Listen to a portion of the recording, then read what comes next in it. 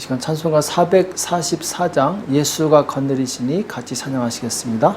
찬송가 444장 같이 찬양하시겠습니다.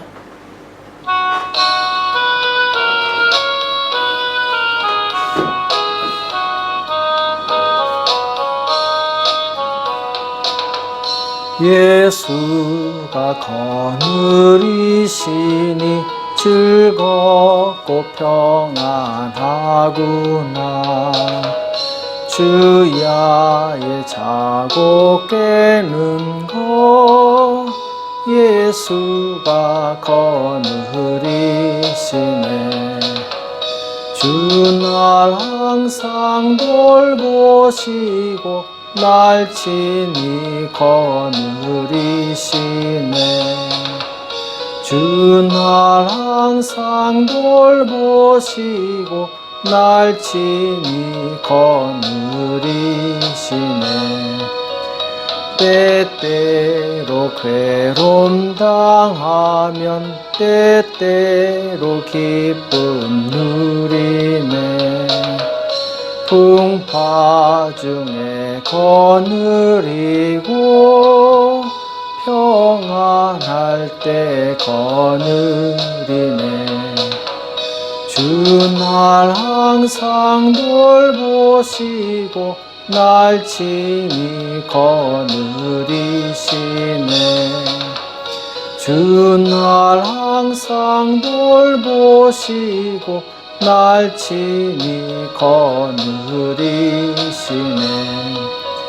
내 주의 손을 붙잡고 천국에 올라가겠네. 괴로우나 즐거우나 예수가 거느리시네. 주 날 항상 돌보시고 날 친히 거느리시네. 주 날 항상 돌보시고 날 친히 거느리시네. 이 세상 이별할 때에 지옥의 권세 이기네. 천국에 있을 때에도 예수가 거느리시네. 주 날 항상 돌보시고 날 친히 거느리시네. 주 날 항상 돌보시고 날 친히 거느리시네. 아멘.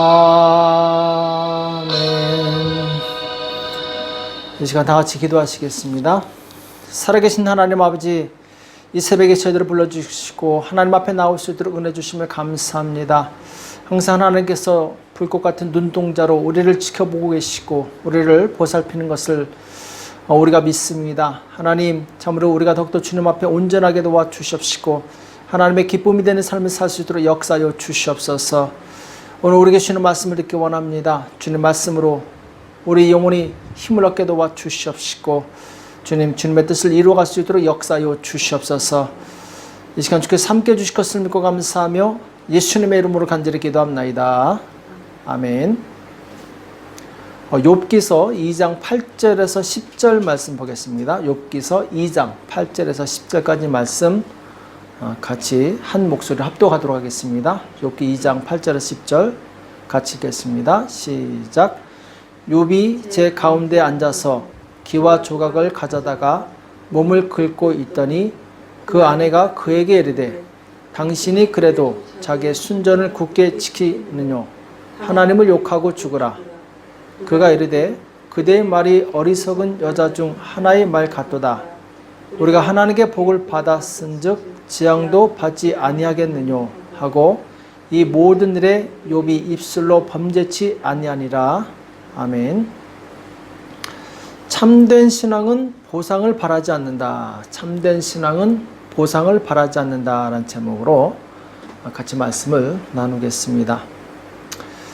자, 어제 우리는 사단이 욥을 쳐서 그 재산을 모두 망하게 하는, 그리고 이제 자녀들을 죽이고, 그리고 하인들을 다 내쫓는, 없어지는 그런 이제 이 시험에 대해서 말씀을 나눴는데, 자 그래도 욥은 내가 이 빈손으로 왔기 때문에, 내가 아무것도 가진 것이 없이 태어났기 때문에, 또 하나님께서 주셨기 때문에, 또 가져가셨기 때문에 하나님이 찬양을 받으실 것입니다. 이렇게 원망하지 않습니다.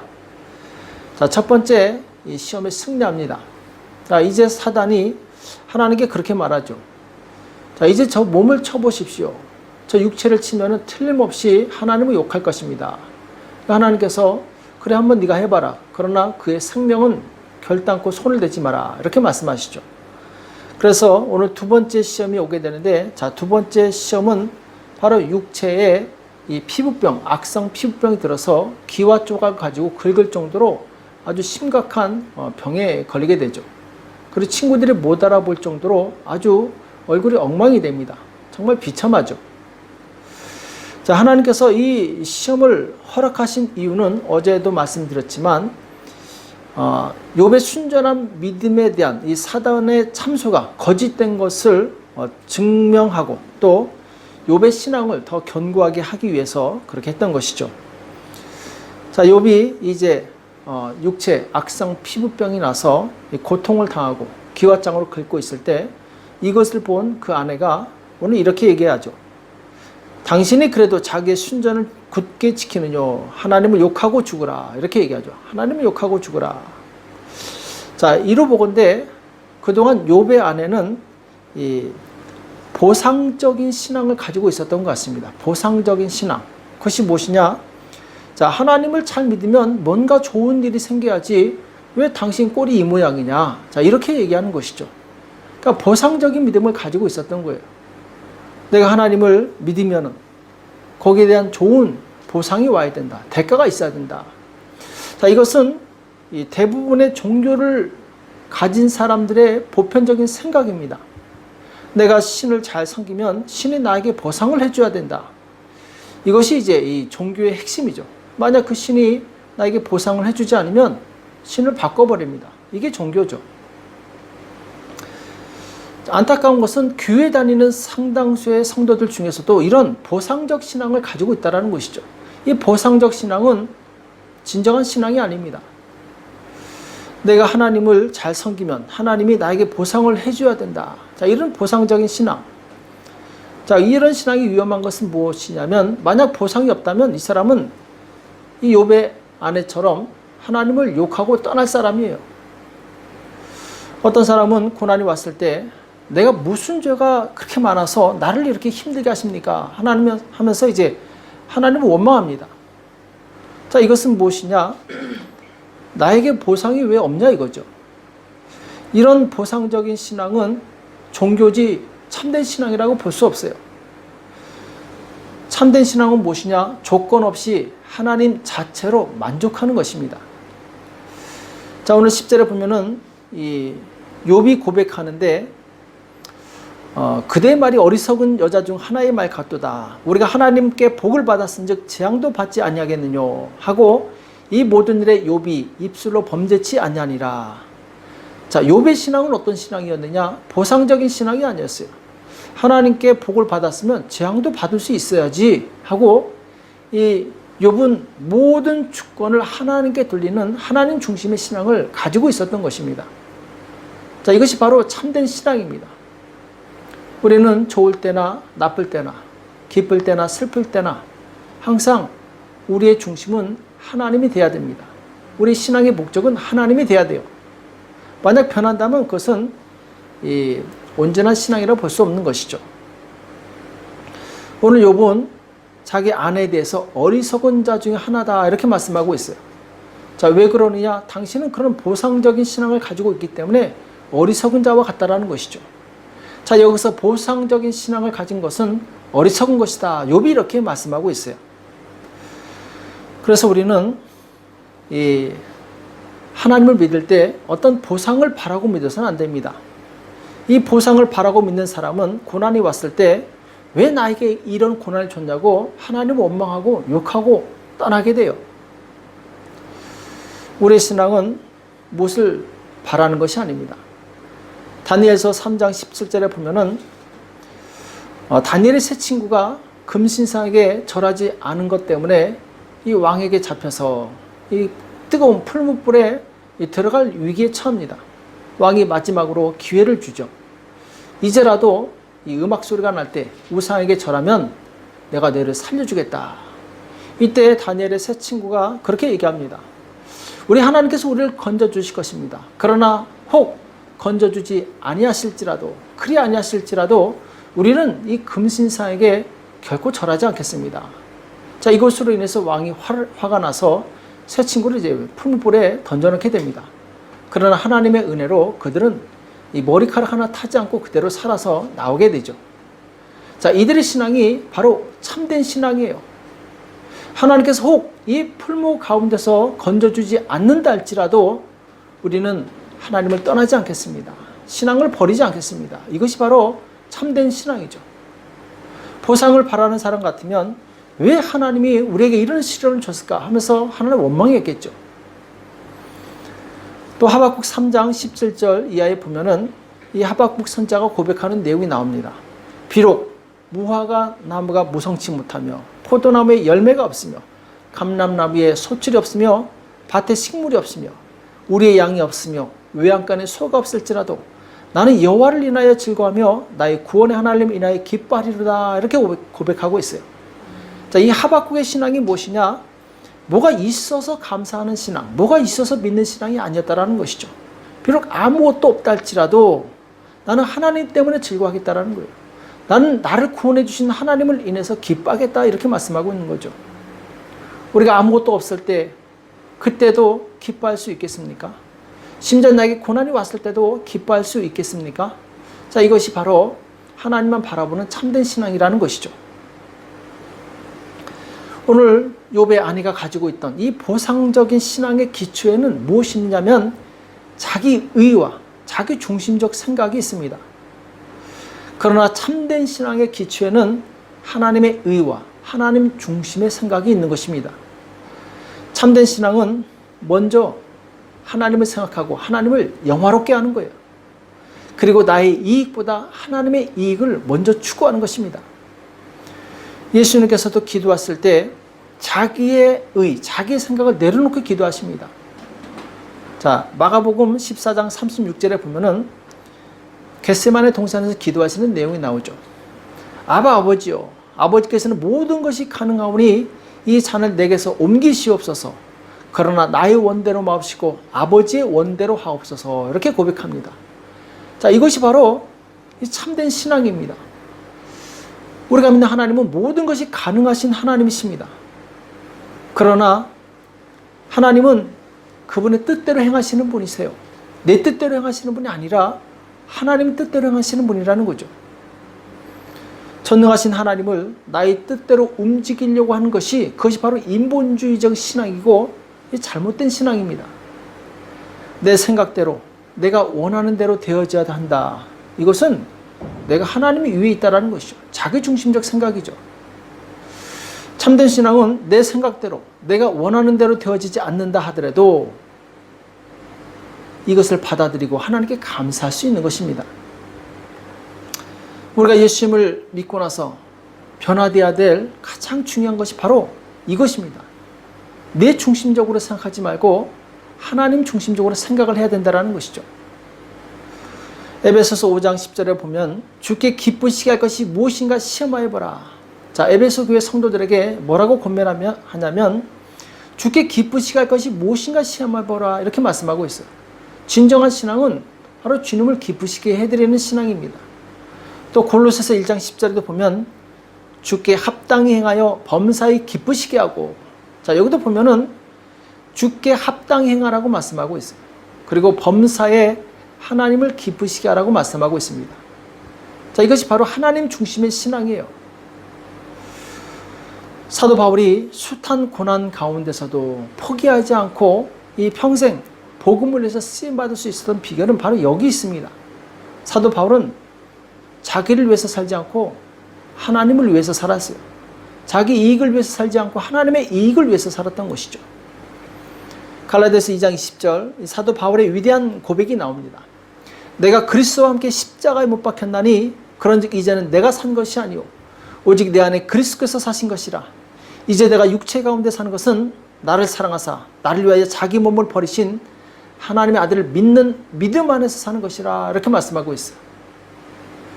자, 사도 바울은 이제 내가 사는 것이 아니라고 고백하고 있습니다. 내 안에 누가 사느냐? 그리스도께서 사신다. 그리스도께서 내 안에 사시기 전까지는 내가 주인이었어요. 내 중심적으로 살았고 이기적으로 살았어요. 그러나 이제 예수님을 믿고 나서 그리스도께서 내 안에 계시기 때문에 이제는 그리스도 중심으로 산다는 것입니다. 그리스도께서 무엇을 원하시는지, 그리스도께서 무엇을 기뻐하시는지 이것을 잘 생각해서 그 뜻대로 산다는 것이죠. 이것이 바로 참된 신앙입니다. 내 안에 자기 생각이 많고 자기 의가 많고 자기 중심적인 사고를 가진 사람은 진정한 믿음을 갖기 어렵습니다. 왜냐하면 여전히 내가 내 삶의 중심이기 때문에, 주인이기 때문에.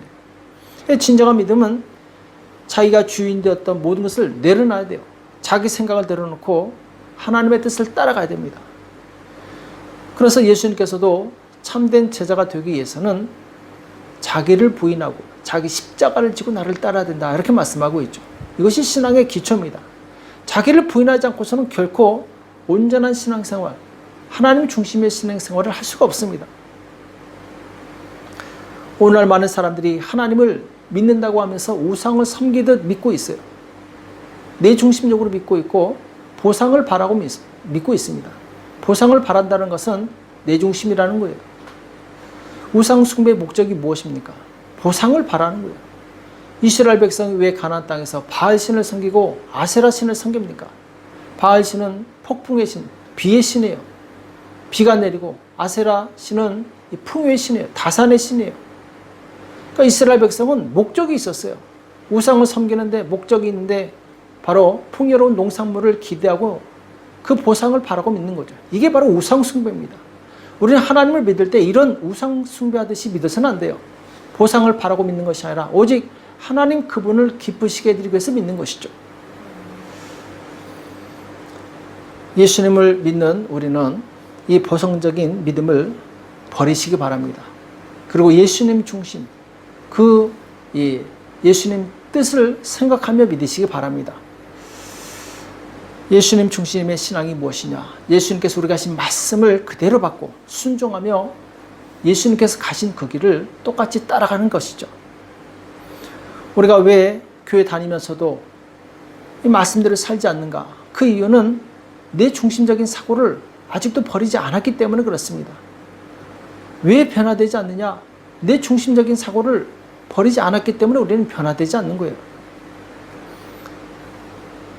어떤 사람은 하나님을 잘 섬기면 떡이 나와야 되고 돈이 나와야 되고 이렇게 착각하고 있어요. 그러나 나올 수도 있고 안 나올 수도 있는 거예요. 그건 하나님 뜻에 달린 거예요. 내가 원하는 대로 되어야지 하나님이 살아계시다. 이것은 잘못된 신앙이죠. 오늘 욥은 참된 신앙을 가지고 있었습니다. 그는 하나님 중심의 신앙을 가지고 있었어요. 주신 이도 하나님이시오, 가져가신 이도 하나님이시오. 그렇기 때문에 그 하나님의 이름을 찬송합니다, 이렇게 고백했던 것이죠. 우리는 무슨 일이 생겼을 때 내 지식이나 내 생각이나 내 경험으로 판단하지 말고 오직 하나님의 시각에서 바라보시기 바랍니다. 하나님께서 나에게 허락하신 이 고난이 이유가 무엇인가? 내가 변화될 것이 무엇인가? 내가 어떻게 하면 하나님을 기쁘시게 할 것인가? 여기에 초점을 맞추시기 바랍니다. 그래서 우리가 하나님의 뜻이 어디 있는지, 하나님께서 무엇을 원하시는지 알고 그 뜻대로 순종하면 고난은 빨리 지나갑니다. 그리고 하나님께서 예비하신 놀라운 축복을 누릴 수 있습니다. 오늘 보상과 상관없이 오직 하나님 한 분만으로 만족하고 기뻐하고 감사하는 진정한 믿음을 가진 저와 여러분 되시길 예수님의 이름으로 축복합니다. 기도하겠습니다. 살아계신 하나님 아버지, 오늘 우리에게 말씀해 주심을 감사합니다. 하나님, 우리가 우상 숭배하는 자들처럼 어떤 보상을 바라고 하나님을 믿지 않게 도와주시옵시고 오직 나를 위해서 독생자를 아낌없이 내어주신 그 창조주 하나님을 감사함으로 그 하나님 자체를 믿고 의지하는 복된 신앙을 가질 수 있도록 역사하여 주시옵소서. 우리가 하나님 중심의 신앙을 가질 때 하나님께서 우리와 동행하시는 것을 우리가 알고 있습니다. 주님, 우리에게 믿음을 다하여 주시옵시고 날마다 하나님과 동행하는 복된 삶을 살 수 있도록 역사하여 주시옵소서. 오늘도 기도 가운데 역사해 주실 것을 믿고 감사하며 예수님의 이름으로 간절히 기도합나이다. 아멘. 오늘 말씀 기억하시면서 하나님, 내가 지금까지 내 중심적 신앙을 가지고 있었던 것 회개합니다. 용서하여 주시옵시고 이제 하나님 중심의 신앙생활 할 수 있도록 나를 변화시켜달라고 기도하시고 나라와 민족을 위해서 교회와 가정과 자녀를 위해서 이 시간 앞서면서 간절히 기도하겠습니다. 기도하겠습니다.